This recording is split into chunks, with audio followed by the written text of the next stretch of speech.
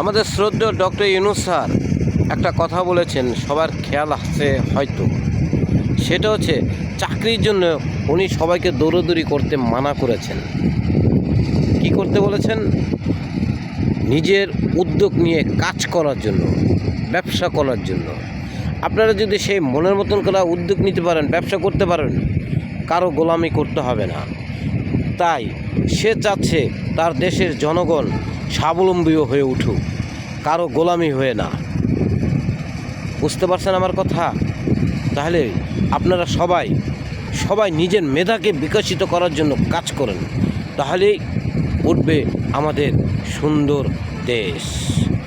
এর জন্য আমাদের মাননীয় শিক্ষা উপদেষ্টা স্যারকে কাছে আমি আবেদন জানাচ্ছি যে সমস্ত পাঠ্যপুস্তকগুলো আছে, সে পাঠ্যপুস্তকগুলো অচিরে যাতে এগুলোকে বিনাশ করা হয়।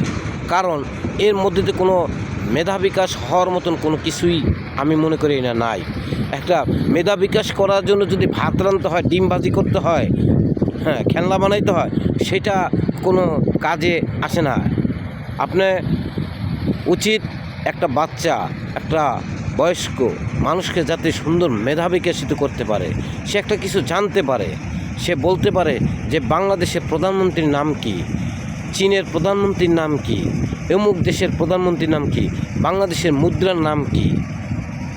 ম্যাক্সিমাম যা জিজ্ঞাসা করেন এখনকার কোনো ছেলে মেয়ে, কোনো স্কুলের বাচ্চারা, ক্লাস 2-এর বাচ্চা বলেন আর ক্লাস 6-এর বাচ্চা বলেন, কেউ উত্তর দিতে পারবে না। তাই শিক্ষা জাতির মেরুদণ্ড আমরা সবাই জানি।